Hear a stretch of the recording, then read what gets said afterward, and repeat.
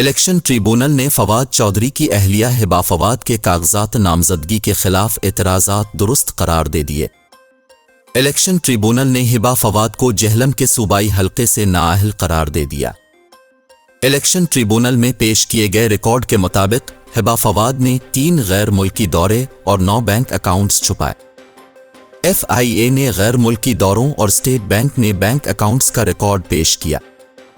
इस मौके पर ट्रिब्यूनल ने हिबा फवाद के कागजात मुस्तरद और नाअहल होने पर उनके खावंद फवाद चौधरी को भी तलब कर लिया और उनसे NA 60 और 61 से मंजूर कागजात का हुक्मनामा वापस ले लिया गया। इलेक्शन ट्रिब्यूनल का कहना है कि फवाद चौधरी ने कागजात में अहलिया के बैंक अकाउंट्स और गैर मुल्की दौरे छुपाए, क्यों ना फवाद चौधरी को भी हकाइक छुपाने पर नाअहल करार दिया जाए।